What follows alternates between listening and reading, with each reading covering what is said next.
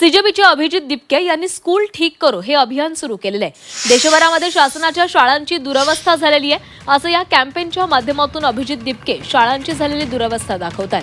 मात्र हिंगोलीतील पिंपळदरी गावामध्ये त्यांना वेगळाच अनुभव आलेला आहे। इथे त्यांना हायटेक शाळा पाहायला मिळाली। गावानं लोकवर्गणीमधून ही शाळा सुरू केलेली आहे। तर या शाळेच्या पाहणी दरम्यान अभिजित दिपके यांच्याशी बातचीत केलेली आहे आमचे प्रतिनिधी गजानन वाणी यांनी।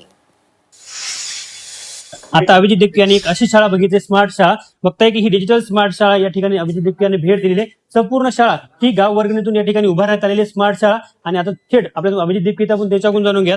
मला सांगा, आपण अनेक शाळा बघितल्या, मात्र ही स्मार्ट शाळा ग्रामीण भागातील शाळा आहे, काय सांगा?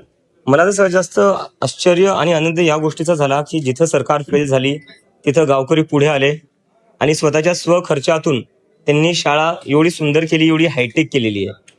तर याच्यावरनं एक हे दिसतं की ग्रामीण भागातल्या शाळा चांगल्या तर केल्या जाऊ शकतात जर तुम्ही तसं इंटेन्शन दाखवलं तर हे त्या गावकऱ्यांनी दाखवून दिलेलं आहे। आणि जर हे गावकरी करू शकतात तर मला वाटतं जर सरकारची थोडीफार मदत भेटली ना तर देशात अशा लाखो शाळा आपण ग्रामीण भागात बनवू शकतो, ज्याच्याने ज्या ग्रामीण भागातले मुले त्यांचं भविष्य बदलू शकतं।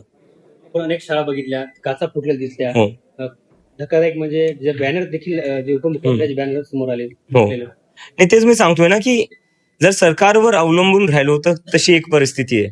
आणि इथे होतं की गावकऱ्यांनी स्वतःहून स्वतःच्या स्वखर्चातून ही शाळा चांगली केलेली आहे। मला सांगण्यात आले की कोविडच्या काळात जेव्हा सगळं जग थांबलेलं होतं तेव्हा या गावातल्या तरुणांनी जे बाहेर शिकायला गेले होते त्या तरुणांनी फंड रेझिंग करून ही शाळा उभा केलेली आहे। गावकऱ्यांनी, शेतकऱ्यांनी, कामगारांनी 500-500 रुपये देऊन ही शाळा उभा केलेली आहे आणि त्याच्यामुळे हे सगळं घडलेलं आहे। तर जर आपण एक गोष्ट पाहायला गेली, जर लोक एकत्र आली, एका चांगल्या इंटेन्शननी जर एकत्र आली तर बदल नक्कीच घडू शकतो। विद्यार्थ्यांनी देखील संवाद साधलेला आहे, काय समस्या विद्यार्थ्यांनी सांगितल्या? नाही, विद्यार्थ्यांनी समस्याने सांगितलं मला, त्यांनी माझं जवळपास 7 ते 8 वेगळ्या वेगळ्या भाषांमध्ये स्वागत केलं आणि त्या भाषा अशा होत्या ज्या दुसऱ्या देशांच्या होत्या।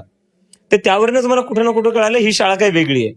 कारण की जर एका ग्रामीण भागातल्या शाळेतली मुलं जर चायनीज बोलताय, जॅपनीज बोलताय, रशियन बोलला कोणी आणि फ्रेंच, स्पॅनिश बोलले, तर या प्रकारचे जर ते भाषा बोलतायत याचा अर्थ इथं शिक्षणावर खरंच खूप काम केलेलं आहे।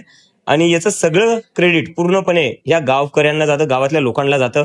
कारण की जिथं सरकार फेल झाले तिथं ते उभा राहिले आणि त्यांनी बदल घडवून दाखवला। हिंगोली जिल्ह्यामध्ये ही एक स्मार्ट शाळा आहे, मात्र अनेक अशा शाळा आहेत जिल्हा परिषदेच्या त्याकडे लोकप्रतिनिधी दुर्लक्ष झालेलं आहे। अनेक शाळांना भीतीना तडे गेलेत। मी एक आता 24 तासला एक बातमी केलेली आहे, त्यामध्ये छतच गायब होती शाळेची। नाही, त्याचं ती खरी स्थिती आहे। जर आपण बघायला गेलो की एक नॉर्मल जी गोष्ट आपण पाहायला बघतो सरकारी शाळांमध्ये ती आहे जिथं भिंतीला तडे गेलेले, जिथं खिडक्या फुटलेल्या आहेत, जिथं बसायला बेंचेस सुद्धा नाही। आणि तुम्ही इथं बघा काय करून ठेवले या गावातल्या लोकांनी। तर मला वाटतं ह्या गावातल्या लोकांकडून खूप काही शिकण्यासारखं आहे पूर्ण देशाला, पूर्ण समाजाला, की शिक्षणावर जर तुम्ही एकत्र आले तर शाळा तर ठीक होतील, पण जे गावातले मुलं मुली आहेत ना त्यांचं भविष्य बनून जाईल। सरकारला काय इशारा असेल या संपूर्ण सरकारला मग मला फक्त एवढंच म्हणायचं की जर ह्या गावातले लोक काही फंडिंग न घेता, काही टॅक्सचा पैसा न घेता, उलट स्वतःच्या खिशातून जर अशी शाळा करू शकतात, निर्माण करू शकतात, तर सरकारकडे तर लाखो करोड रुपये पडलेले आहेत। तुमच्याकडे काय कारण आहेत की तुम्ही अशा शाळा का नाही करू शकले? हिंगोली जिल्ह्यामध्ये अनेक शाळेत तडे गेले, मात्र जे पालकमंत्री आहेत ते निधी देत नाही शाळांसाठी, कार्यकर्त्यांचा निधी वाटप दिला जातो। ते त्यांना निधी जो त्यांचा वाटप केला जातो तो बॅनरबाजीसाठी करण्यात येतो, त्यांचा शाळांसाठी नाही होत।